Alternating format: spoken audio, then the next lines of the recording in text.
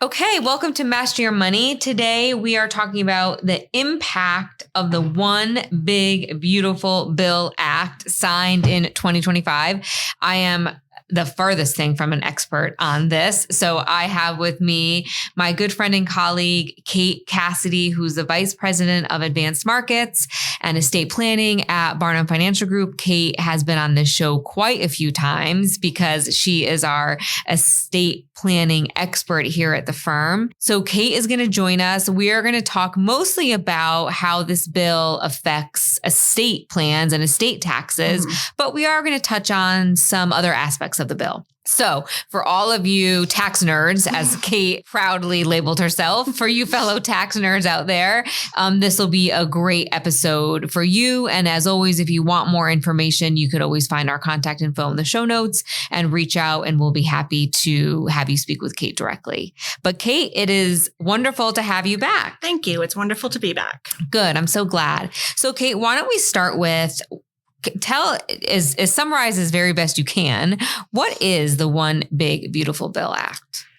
Well, it's tax reform. It's a bill that tried to encompass all of the things that are on the administration's priority list for the beginning of the year. So it touches on pretty much every section of the tax code. I think it's estate and gift taxes, it's income taxes, it's deductions, it's charitable planning. There's a ton that goes into it. So it really is kind of sweeping.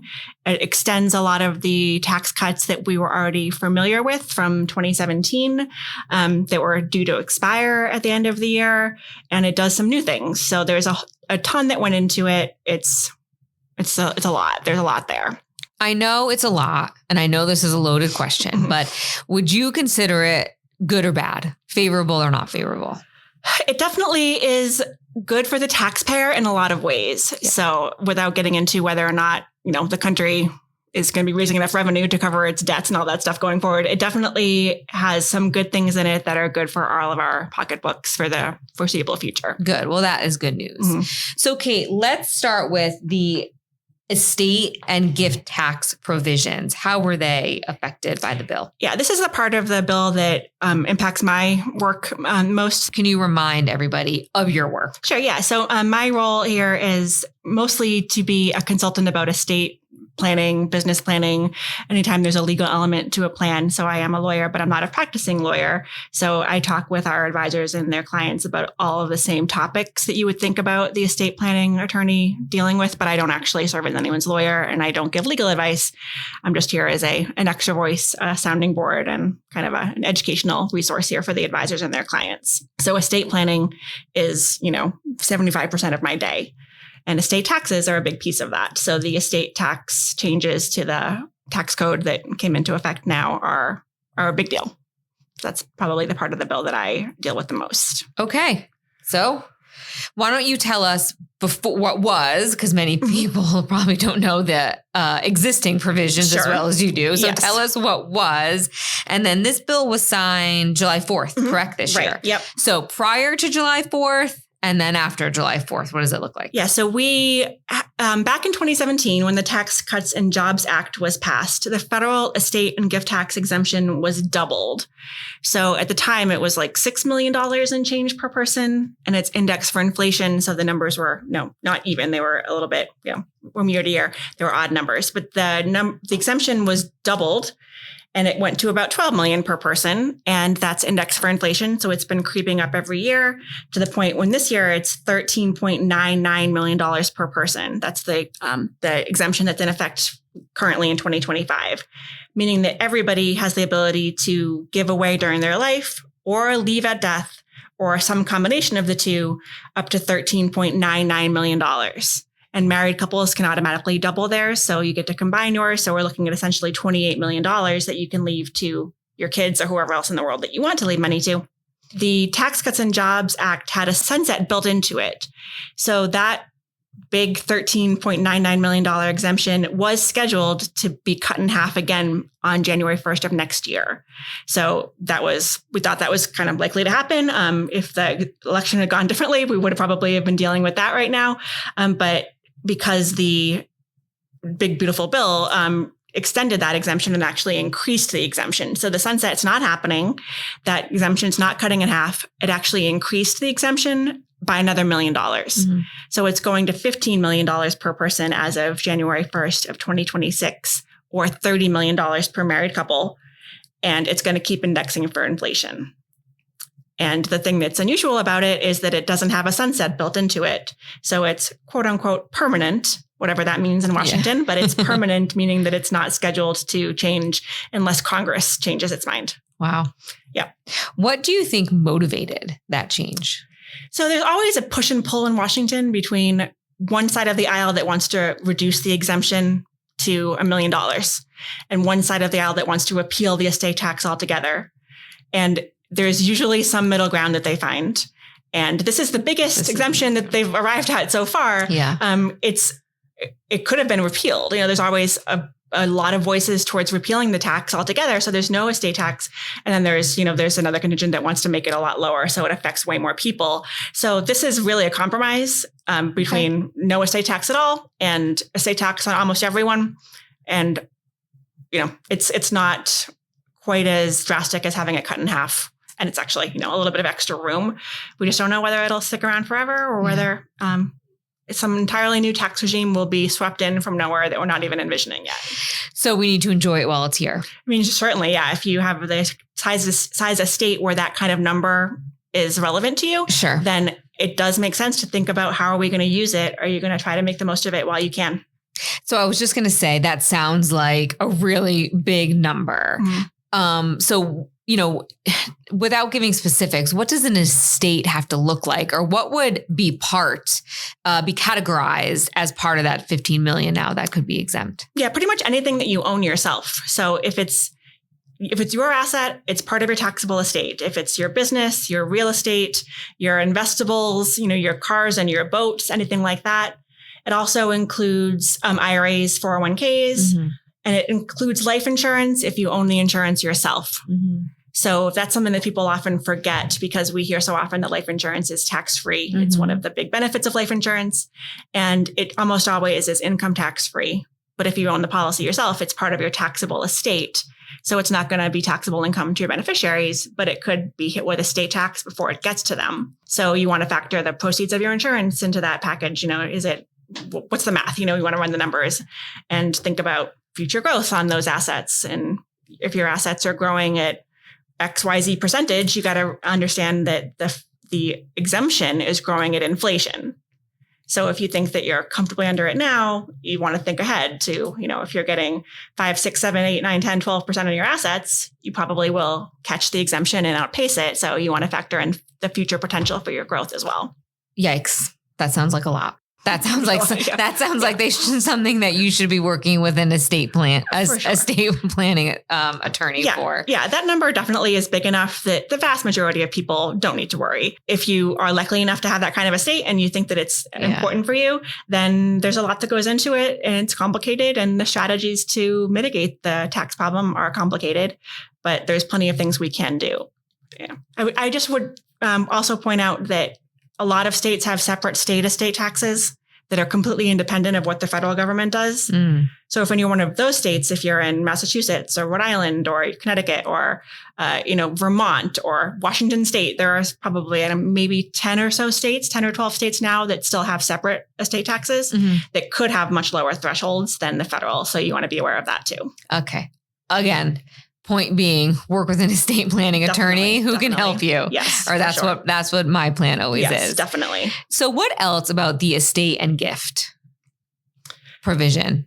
Anything, or is it as simple as this increase? So the structure of the tax and how it works hasn't changed. It's just the raw numbers have changed. Okay. It's still a tax on gratuitous transfers. So transfers either that you give away assets during life or leave at your death. And there's also still the annual gift tax exclusion, which applies every year. So every year you can gift to as many people in the world as you want. This year it's $19,000 per person. Next year it'll be 20. So you can, as many kids and grandkids and nieces and nephews as you want, you can gift to them. So that hasn't changed. So really the basic idea hasn't changed. It's just that the threshold that you can push assets through without paying the taxes has increased. Okay. I want to talk about tips too, Kate. Okay. Because that was a popular one. Yeah. All right. So this one big, beautiful bill is obviously huge and very complex. And, the majority of people may be sleeping by the time we get through the whole thing. So Kate and I are talking about the parts that we get the most questions about, that you may hear a lot on the news or things like that. But, if you truly want to understand how this bill is going to affect you or your future or your family, you should be speaking with a financial professional or a tax professional for sure. But Kate, let's talk about a few different parts of the bill that seem to come up very often in our world and maybe a little bit different than what we've been seeing. Why don't we start with student loans? Student loans have been in and out of the media for a couple of administrations now. So how does this bill impact student loans? Okay. So the main provision regarding student loans is regarding student loans that are discharged or forgiven because someone has passed away or becomes permanently disabled. And the current law included an exemption or a deduction for people who have to have their loans discharged for those reasons, that it doesn't have to be included in taxable income. And that was one of the provisions of the Tax Cuts and Jobs Act that was scheduled to expire at the end of this year. So they extended it essentially and made it permanent. So now anybody who has a student loan that is forgiven because they die or become disabled, that is not going to be includable in taxable income. Oh, so essentially we still have to pay our student loans. We still have to pay our student loans. Yes. There's no blanket forgiveness of student loans. Unfortunately, that would have been a win for a lot of people, me included still. But it's a little bonus for people who are in that situation where they, Well, terrible to be in that situation, of course, at least they get. Yeah. For survivors or for somebody who's going through a disability, it can be very important. Yes, definitely. So we're happy about that. Yeah. For the rest of us, keep making those payments. Exactly right. All right. Trump accounts. So this is a provision that allows people to start contributing to retirement accounts for their kids earlier than they otherwise might. The Trump account is a traditional IRA that allows American children under the age of 18, their parents can open an account for them, and the federal government provides a bonus $1,000 contribution to the plan for any child born between 2025 and 2028. So that's free money. So it's a really good idea for people who've got young kids or have kids in the next couple of years. Mm-hmm. And it's a way to keep or to start the retirement planning process early. People are often trying to scramble to find ways to contribute to IRAs for their kids while they're still minors if they're earning income. And this is just a way to start it earlier. And you get this little bonus $1,000 contribution in the very beginning. That's great. Which is great. I mean, why not? Yeah. So the kids have to be born between 2025 and 2028. Yes. Great. 2025 and 2028. Yes, great. Exactly. Yeah. Nice. Okay. 529 accounts. So what they did with 529 accounts is they essentially just increased the amount of the funds in your 529 college savings plan that can be used for non-college expenses. So it used to be that under the prior law, you could use certain portion of your 529 to cover expenses related to high school or even lower, private Catholic school when you're a little kid, or, private high school, or expenses related to high school and K through 12. They extended that they increased it from a $10,000 amount to a $20,000 amount. Oh, nice. So you can use up to $20,000 of your 529 for pre-college expenses. Oh, great. So, if you are counting on your kids getting a giant scholarship for basketball or something, and you think the money's not going to be needed for college, then you're doing really well, sure. and you want to use it for high school tuition, like Absolutely. You said. Yep, that's great, and still retain the same tax advantages and tax-free distributions. Yeah, that's great. Charitable contributions. This one comes up a lot. Okay, so for charitable contributions, it makes a relatively small change to the law. Prior to this year, charitable contribution deductions for people who don't itemize their deductions is limited to $300 for an individual taxpayer or $600 for joint filers. But the new law allows people to deduct up to $1,000 for a single filer or $2,000 for joint filers without having to itemize their deductions. So you don't have to worry about going through the whole process of itemizing in order to be able to take advantage of a slightly bigger charitable deduction. Meaning you don't have to get the receipts of, every couple $100 donation you made to here to there, what you did at work, what you did for the kids' school. Right. You can just kind of lump all those together. Mm-hmm. Yes. for up to $2,000 for a married couple or $1,000 for a single filer. So, And what was it before that? it was $300 or $600. Oh, wow. So that was a big jump. Mm-hmm. Yep. So, I mean, that's a kind of a sweet spot for people to make charitable giving, because not everyone's giving $100,000, but lots of people giving that several $100s or a couple $1,000 range. Yeah. And you tend to do it on the fly. Yeah. Like, like I said, 100 here, 100 there definitely adds up. But also sometimes if you're not that organized, and sometimes I'm not, some years I'm better than others about keeping the receipts or tracking, or everything goes to email now, like making sure you don't delete it. Right. I'm always looking for my, at the end of the year. Yes. Going through emails, trying to find the receipts for Exactly. that $40 contribution. Yep, exactly. Yep, for sure. All right. That's great. All right. That's everything we had on our list. Is there any other provisions you think we need to talk about? So there are a couple of other ones that were very much in the news prior to the passage of the law back in the summer. And one of them was the tax-free tips. Yes. So a lot of people were really interested in that. And that's new. So that's one big change. That's not just a change in numbers. It's actually a change in what's taxable. And tipped workers can deduct up to $25,000 of their tips. It does phase out if you have income over $150,000 single or $300,000 joint, which I'm sure that there are people earning tips who are in that tax bracket. But I think for the most people who are living off tips are going to be, comfortably under that number and be able to deduct the full $25,000. It does not every dollar of your tips is deductible, but it certainly is a hefty $25,000 deduction, which is great. Because before there was nothing. Right. Yeah. Tips were, I don't know how many tip workers are actually keeping track of every last penny. Yeah. But in theory, every penny that you own in tips is taxable income. So yeah, it's definitely a change. And that's effective through 2028. So that does have a sunset built into it. Who knows what's going to happen in 2028? Maybe Congress will love this. Maybe it'll work out great and they'll extend it. But so for the next few years, it definitely is an important thing to be aware of. That's a good one. That's a big one. Yeah. And it applies to like servers, people who are, hairdressers, anybody who really gets a majority of their income, a big portion of it. And we have, my husband and I, we have a lot of friends in service and they make, the majority of their living on tips. Yeah. So it's wonderful. Yeah. It's definitely an area where it's just not as certain what you're going to earn in every given night. So those people who are banking on tips, it's a big deal. Good. Yeah. That was a great one. Thank you for bringing that up. I wanted to talk about that one. And one last thing I would mention is that before the tax bill was passed, there was a lot of talk about making Social Security tax-free. And it didn't exactly do that. A lot of the news articles about it still sort of implied that Social Security was going to become tax-free. It's not exactly as simple as that. But for people who are over age 65, they get an additional $6,000 deduction, which very likely would go towards their Social Security. So it doesn't have to be on that if you're working, if you've got other income. Anybody who's over 65 qualifies for a $6,000 just deduction that doesn't have to be itemized. So it's easy. And it is phased out for people whose income is over $75,000 single or $150,000 joint. There's a phase out provision. But for people whose income is below that, you're going to qualify for the full $6,000, which for some people certainly could make their Social Security tax-free. It's not going to be for everybody though. What would you have to itemize for that?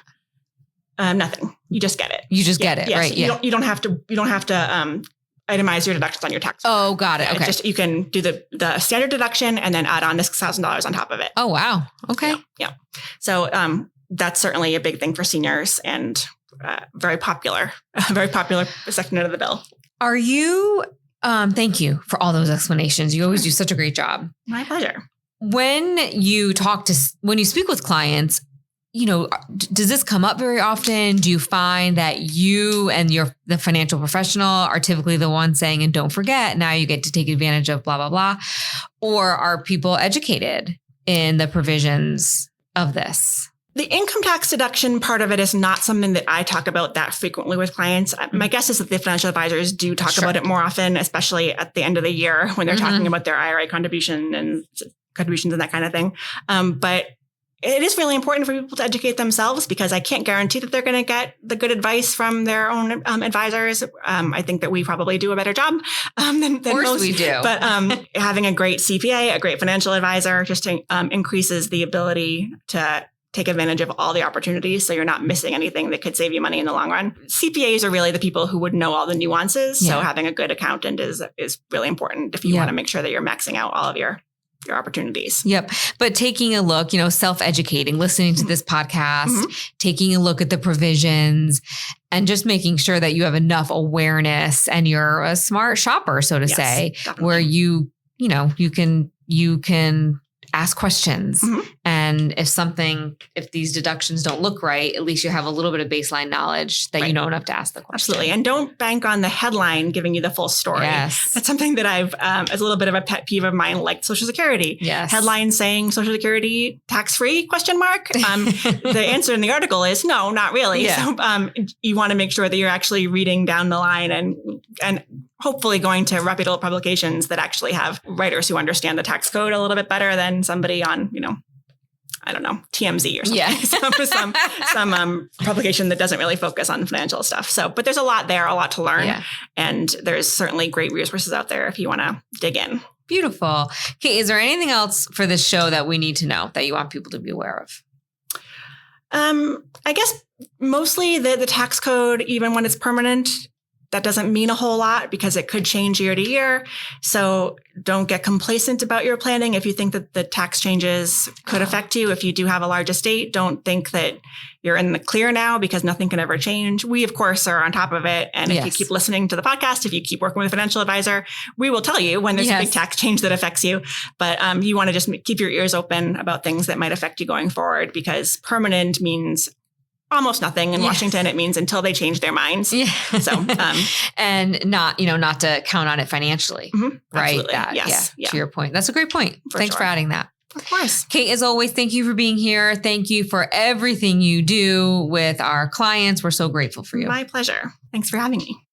Thank you for listening to Master Your Money and Mindset. You can find these episodes on YouTube or wherever you listen to your podcasts. Don't forget to like and subscribe if you enjoyed what you heard. You can follow Barnum Financial Group on LinkedIn and Instagram. Thanks so much. All opinions expressed by the program participants are solely their current opinions and do not reflect the opinions their respective parent companies or affiliates or the companies with which the program participants are affiliated. Investments or strategies mentioned in this program may not be suitable for you, and you should make your own independent decision regarding them. This material does not take into account your particular investment objectives, financial situation, or needs, and is not intended as recommendations appropriate for you. You should strongly consider seeking advice from your own investment advisor. Securities and investment advisory services offered through qualified registered representatives of MML Investor Services, LLC. Member SIPC, 6 Corporate Drive, Shelton, Connecticut, 06484, telephone number 203-513-6000.